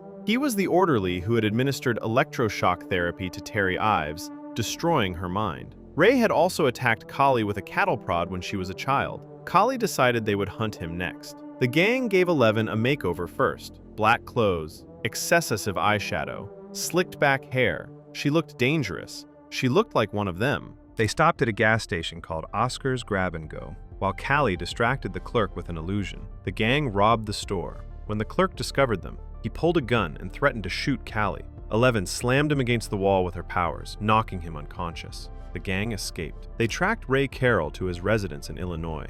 The gang broke in wearing scary masks. Callie and 11 confronted Ray, while the others ransacked his home looking for valuables. Ray didn't recognize them at first. Callie showed him a vision of their younger selves to remind him. Then she beat him with the butt of her pistol. 11 threw him into a wall with her mind. Ray pleaded for his life. He claimed he was only following orders, just doing what Brenner told him to do. When that failed, Ray tried to bargain. He revealed that Dr. Brenner was still alive, that he'd survived being mauled by the Demogorgon the previous year. He offered to take them to Brenner in exchange for mercy.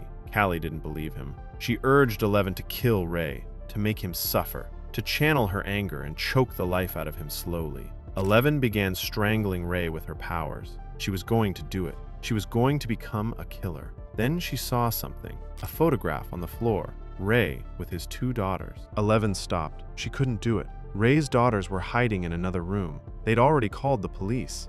Callie heard the sirens approaching. She desperately tried to convince 11 to finish Ray off. When 11 refused, Callie pulled out a gun to shoot him herself. 11 used her powers to throw the gun out the window. The gang fled back to the warehouse. Callie was furious. She'd lost her chance at revenge because 11 had shown mercy. Back at their hideout, Callie confronted 11. She explained that after 11 had been taken away by Brenner, Callie had used her powers to escape the lab. She'd found a new home and family, but eventually lost them because they couldn't help her with her abilities. Callie told 11 that the reason she was so hard on her was because she saw all of her past mistakes in 11. She believed their gifts weren't bad. They shouldn't have to hide. The world saw them as monsters, so they should embrace being monsters. Callie even conjured an illusion of Dr. Brenner to convince 11 to face her pain, to choose anger over mercy. The police surrounded the warehouse. Callie used her illusions to help the gang escape. creating a massive metal wall that appeared to grow into the sky, blocking the officers.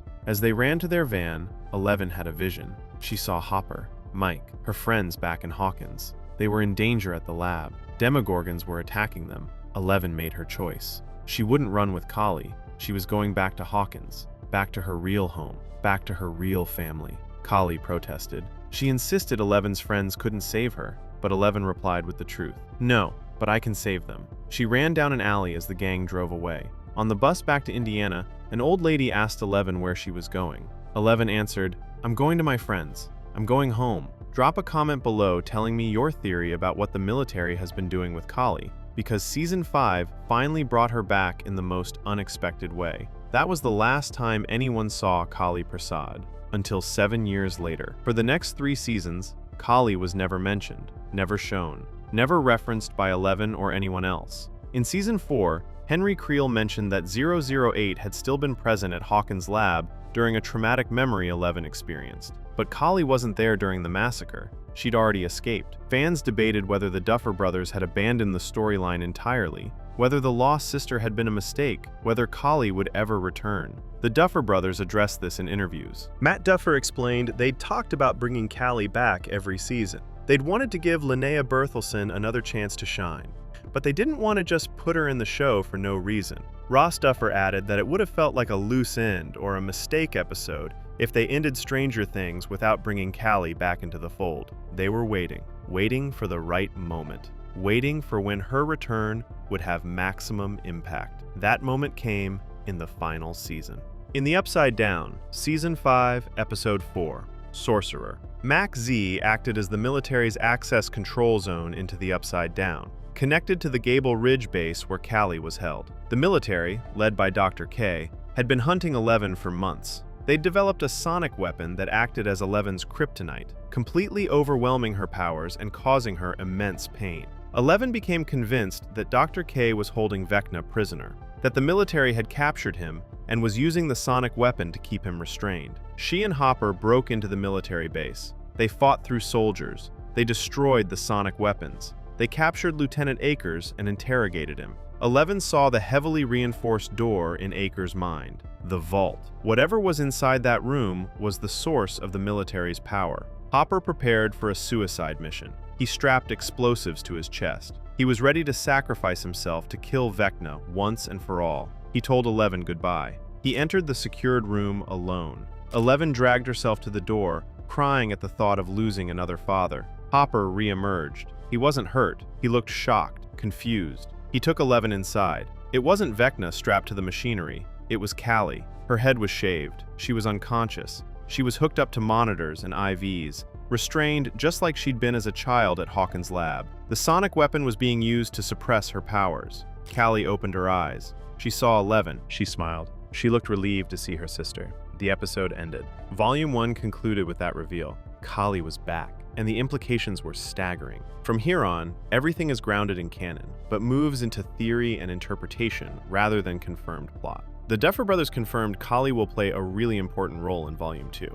Millie Bobby Brown explained that Kali is one of the few people who truly understands what 11 has been through. But why did Dr. K capture Kali? What has she been doing with her? The most obvious answer: the military has been using Kali's illusion powers to create the sonic weapon that neutralizes 11's abilities. They've been studying Kali's brain, extracting her power, and replicating it as technology. Dr. K has no emotional connection to 11.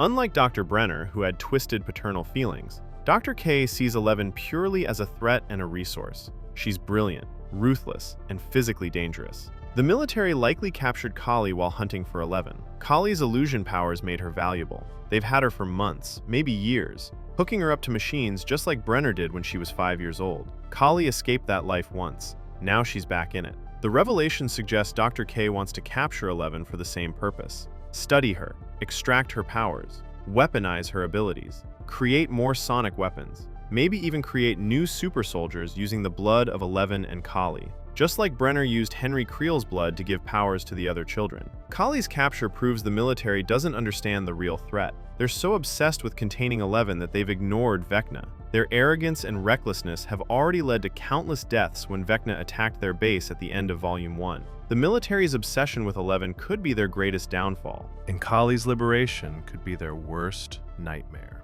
Here's where the theory builds on everything we know. Vecna's primary power is creating elaborate mindscapes. He traps victims in mental prisons built from their traumatic memories. He makes them see their worst fears. He breaks them from within by controlling what they perceive. Sound familiar? Kali's power is also perception manipulation. She creates illusions. She makes people see things that aren't there. She controls what others believe is real. Vecna and Kali have opposite applications of the same fundamental ability. He uses it to torture and kill. She uses it to survive and fight back. Vecna can pull people into his mental lair, but what if Kali could potentially counter his illusion-based assaults? What if she can create illusions inside his mindscape? What if she can fight him on his own psychological battlefield? Max is trapped inside Vecna's mind. She's been there for months, navigating his memories, searching for escape. She found a cave that Vecna refuses to enter, something that terrifies him. What if Kali's illusion powers can strengthen whatever weakness that cave represents? What if she can make Vecna's fears manifest in ways that hurt him? The Duffer Brothers specifically mention Kali will be important to Eleven's journey, not just as backup, not just as another psychic, but as someone who understands the trauma in ways that even Mike and Hopper cannot. Will Byers also has powers now. He's connected to Vecna through his possession in Season 2.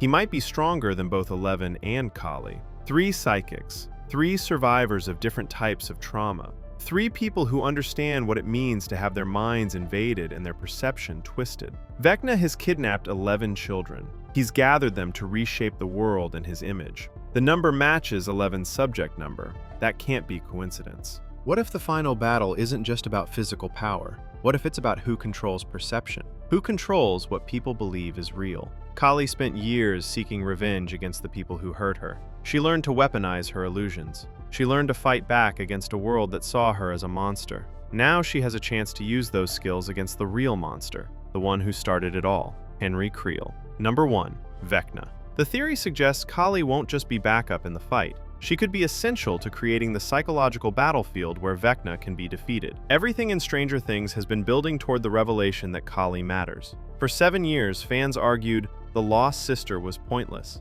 a filler episode, a detour that went nowhere. The Duffer Brothers' biggest mistake. Season 5 proves otherwise. Kali was introduced in Season 2 to establish that 11 wasn't alone, that other children with different powers existed, that not everyone from Hawkins' lab was dead. She was brought back in Season 5 to tie up the final loose end from the Hawkins lab conspiracy, to complete the circle of survivors, to prove that the girl with the controversial episode was always part of the bigger plan. The Duffer Brothers confirmed they didn't want the lost sister to feel like a mistake. They needed to bring Kali back to validate her introduction, to show that 11's journey to Chicago mattered, that learning to channel anger and seeing the danger of revenge were crucial lessons. Kali taught 11 how to strengthen her powers through emotion. That training helped 11 close the gate at the end of Season 2. It helped her fight the Mind Flayer in Season 3. It helped her battle Vecna in Season 4. Now Kali is positioned to help 11 one final time. Her illusion powers are uniquely suited to counter Vecna's psychological attacks. Her survival skills from living on the streets could be essential in the Upside Down.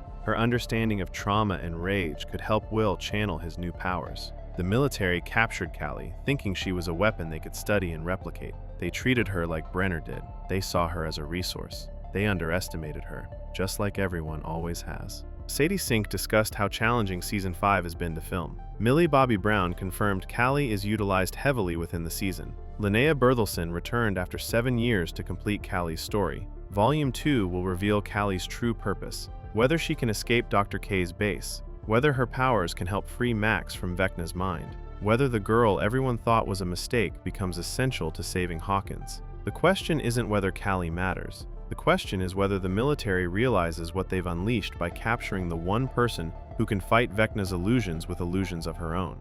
At last, everything we know about Will's powers. For 4 seasons, Will Byers was the kid who got taken, the scared boy hiding in the Upside Down, the one possessed by the Mind Flayer who needed saving. Season 5 promises to change everything. The Duffer Brothers have heavily suggested that Will's connection to the Upside Down will finally evolve from passive sensing to something far more powerful. If Will does unlock offensive psychic capabilities in Season 5, it may take the form of manipulating creatures connected to the hive mind, rather than projecting power in the same way Eleven does. And suddenly, Will Byers could become one of the most powerful characters in Stranger Things history. The Duffer Brothers have been planning this moment for years. They've confirmed the show began with Will and will end with Will. But what exactly are Will's powers? How do they work? And why did it take 5 seasons for them to manifest? The answers lie in everything we've seen since November 6, 1983.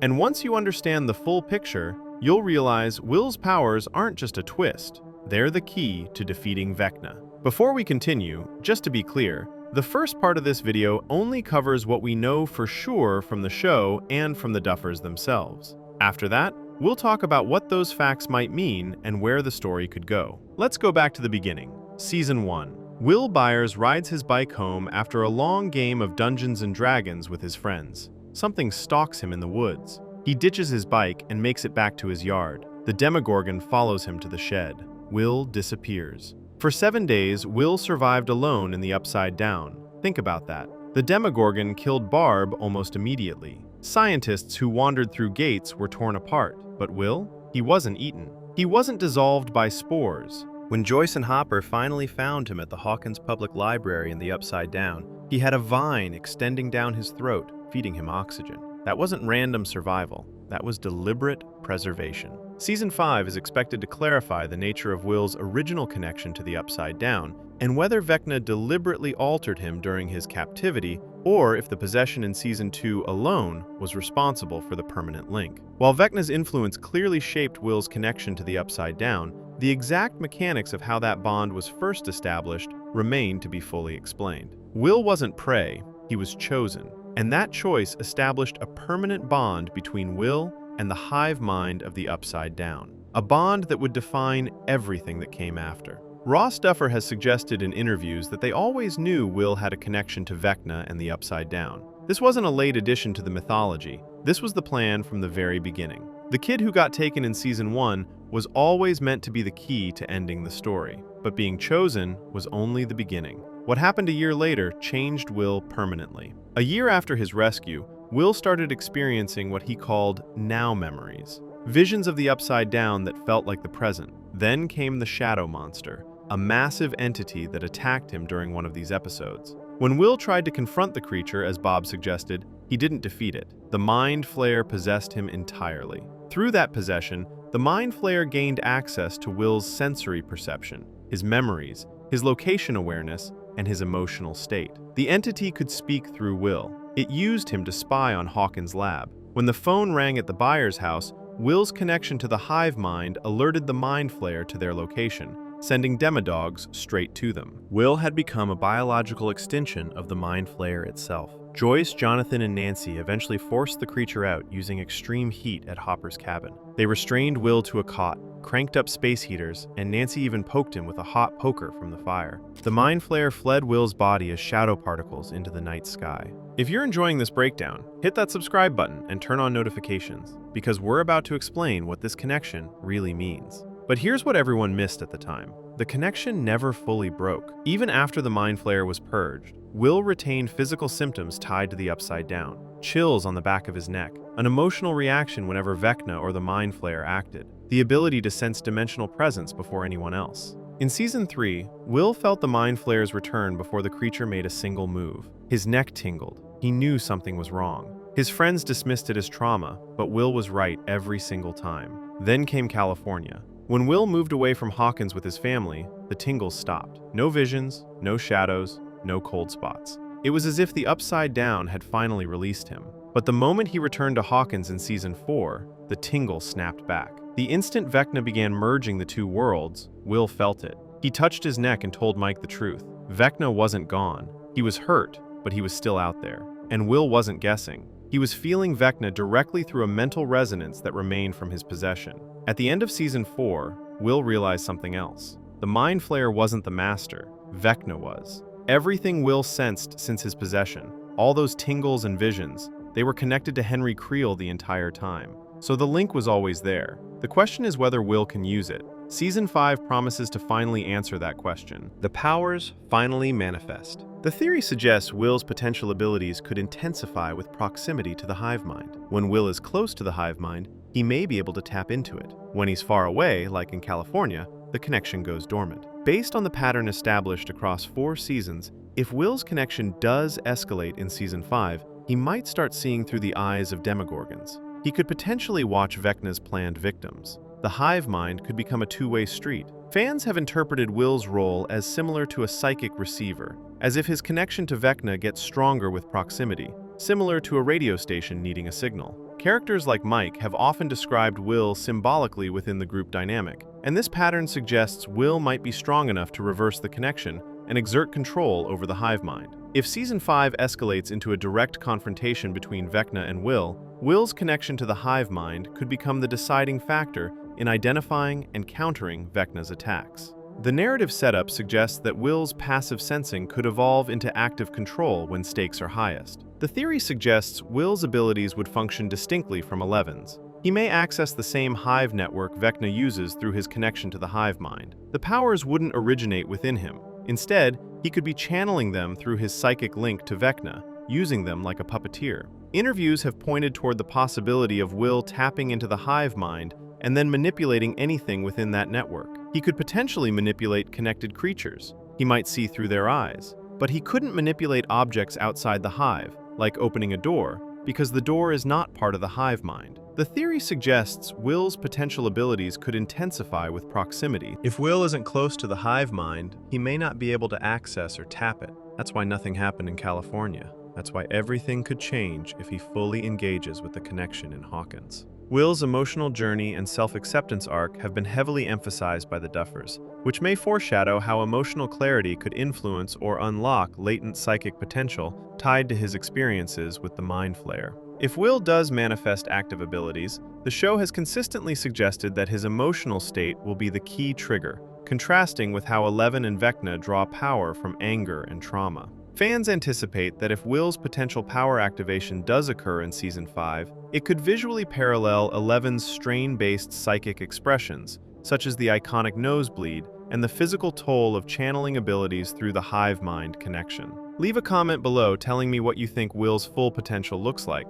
because Season 5 promises to explore how far these abilities could go. So that's everything we know for certain, the facts from the show, the confirmations from the Duffers. Now let's talk about what all of this actually means, because when you put these pieces together, a much bigger picture starts to form. Here's where the theory builds on everything we know. Eleven projects power outward. She opens gates, she attacks, she tears things apart. Her abilities come from within, the result of Brenner's experiments on Terry Ives and his study of Henry that resulted in Eleven's abilities, though the exact biological mechanism is unexplained. Eleven was designed to be a weapon. Will absorbs power inward. He receives, he senses, he feels when doors are open. His abilities come from his connection to the hive mind, established when Vecna contaminated him in 1983. They function like opposite types of psychic conduits. Eleven is a sender, Will is a receiver. The show established this duality from the very beginning.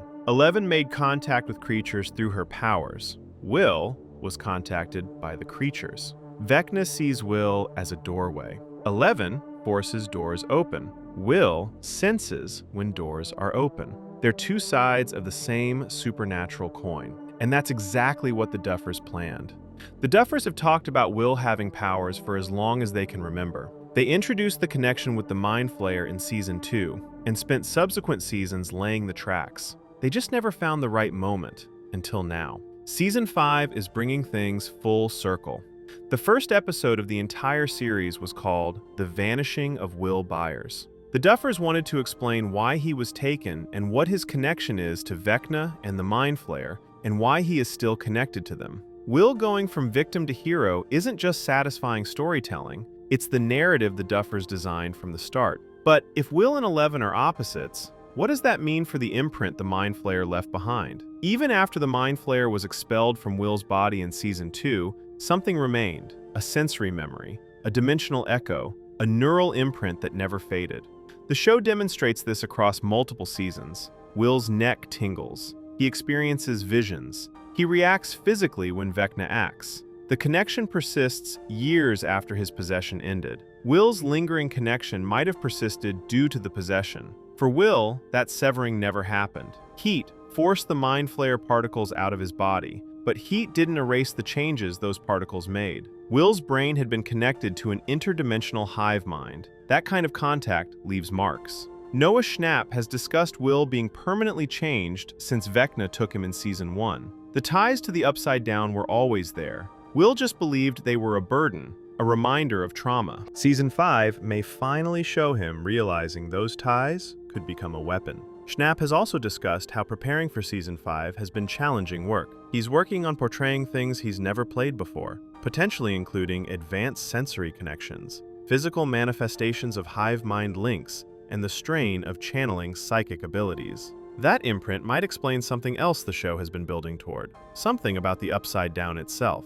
Here's a detail that might explain everything. The Upside Down is frozen on November 6, 1983, the exact day Will went missing, the exact day 11 opened the first gate. Nancy discovered this in Season 4 when exploring the Upside Down version of her house. Her diary's last entry was 3 years earlier. Her guns weren't there because they hadn't existed yet. Everything in the dimension was stuck at that specific moment in time. The Duffers have talked about this frozen date being the key question driving Season 5. The show has suggested that explaining why the Upside Down is stuck on the day of Will's disappearance is really the key plot point for the final season. Think about what that means. The dimension didn't freeze when Vecna was banished in 1979. It didn't freeze when Eleven first used her powers. It froze on the day Will entered it. One theory proposes that the timing suggests Will's arrival may be significant as the temporal anchor point. The dimension may have reacted to him. Maybe because Vecna chose him as a vessel. Maybe because the connection established that day was stronger than any other. Not because Will controls the Upside Down, but because the Upside Down might have been indexed to his entry. If that's true, then Vecna made a critical error when he chose Will, an error he still hasn't recognized. Interviews have pointed toward Vecna's perspective on Will. Vecna seems to undervalue him. He perceives him the way so many others have throughout his life, as weak, as nothing, as incapable of achieving anything great. If Will's abilities do manifest in Season 5, Vecna's dismissive attitude could leave him unprepared for Will turning the connection against him. For 4 seasons, everyone underestimated Will. His friends moved on to girlfriends while he wanted to keep playing D&D. His connection to the Upside Down made him a target rather than an asset. He was the kid who needed saving, never the one doing the saving. Vecna made the same mistake. He saw Will as a vessel, a spy, a tool to be used and discarded. He didn't consider that a tool might become a weapon pointed back at him. The Duffers have hinted that whether Vecna continues to underestimate Will in Season 5 is something viewers will have to watch to find out. But the setup is clear. Vecna's arrogance about Will could be his undoing. And there's another factor Vecna didn't account for: the way Will's emotions affect his connection to the hive mind. There's a pattern in how Will's sensory connection to the hive mind has manifested across the series. Pain increases his reaction to the hive mind. Fear heightens his sensation. Emotional sensitivity amplifies the link. This is exactly how Vecna feeds: on emotional trauma, on vulnerability, on latent psychic resonance. But Will's character arc suggests he might flip the script. The Duffers have described Will's arc as learning to accept himself for who he is. Once he's able to do that, he may be able to harness latent abilities. Self-acceptance might not just be character growth, it could be the unlock code for abilities he's had since 1983. This might be the key difference between Will and Vecna if Will does manifest powers. They're connected to the same hive mind. They could potentially use similar abilities, but they might be powered by opposite emotional states. Vecna feeds on suffering. Will might be powered by acceptance. Interviews have suggested there's a lot that Will has been dealing with over the course of the 4 seasons prior to Season 5. So many emotions and inner conflicts that remain unresolved. They wanted him to grow as a human and become a fully formed version of who he is. And once he's able to do that, he might access what was always inside him. If Will's emotional growth does unlock active abilities, he could have something Eleven never had: a direct line into the enemy's mind. Will's potential powers could give him something Eleven doesn't have: a direct line into Vecna's mind. Eleven can fight Vecna. She can close gates and battle monsters, but she can't track Vecna through the hive mind. She can't see through the eyes of demogorgons or watch Vecna's victims from inside their nightmares. Will might be able to. His connection means his battlefield could be everywhere the Upside Down touches. He might be able to monitor Vecna's movements by watching through creature perspectives. He's not just potentially a weapon, he could be a sensor array. This could create a perfect partnership. 11 punches. Will detects. 11 attacks. Will locates. 11 tears open. Will feels inside. The Duffers set this up deliberately. If anyone is going to be the key to ending Vecna, it would need to be Will. He was the kid who was taken in Season 1. The story needs to come full circle. The evidence has always been there. Will and 11 were always connected through their relationships to Vecna and the Upside Down. If Will's abilities do manifest, that connection could become their greatest advantage. So what comes next? Season 5 promises answers to questions we've been asking for a decade. The Duffers have promised several answers in Season 5. The show has suggested that Season 5 will help viewers really start to understand everything about the Upside Down. They're going to explain what it is. This is something they've planned for 10 years, and now is the time to reveal it. They also teased connections between Dimension X from the first Shadow Stage play and the Upside Down itself, the relationship between Vecna and the Mind Flayer. The reason the Upside Down froze on November 6, 1983. Will is central to all of it. Noah Schnapp has discussed how he's working with the Duffers to prepare for potentially portraying Will's evolved abilities in Season 5, including how they might work differently than 11's. He's focused on showing any differences in physicality and gestures, potentially including expanded sensory connections like viewing through creature perspectives. Whatever happens in Season 5, if Will's abilities do manifest, they could escalate beyond anything we've seen. The Duffers have hinted at exploring how far these potential abilities could go. Everything in Stranger Things has been building toward Will's central role in the final conflict. It seems likely Vecna preserved Will because he was chosen for a purpose. He was possessed by the Mind Flayer because that connection made him valuable. He retained his link to the hive mind because the contamination changed him permanently. And if his abilities do manifest, he could channel power through that same connection. The scared kid from Season 1 appears positioned to become one of the most important characters in the final season, not despite his trauma, but because of how he's learning to respond to it. He may stop fighting the connection and start using it. Winona Ryder has discussed filming Season 5 and how Joyce's perspective on Will is evolving. The narrative appears to be setting up Joyce recognizing that Will is strong enough and capable enough to play a crucial role in the final battle. Will's arc from victim to potential savior isn't just good storytelling. That's a 9-year character arc that could pay off in the biggest way possible. The question isn't whether Will's connection matters. The question is whether it's enough to stop a villain who's been planning this invasion since 1947. The question is what happens when Vecna realizes the vessel he created might have become his greatest threat. And the question is what price Will might have to pay. Some fan theories suggest Will and Vecna's souls have become entangled, that killing Vecna might mean Will has to die too. The show isn't going to play the same card they used in Season 2, when they extracted the Mind Flayer with heat. Something bigger is coming. If you found this deep dive into Will Byers' potential powers revealing, hit that like button, subscribe with notifications on, and drop a comment with your theories about what happens in Season 5. Thanks for watching, and I'll see you in the next one.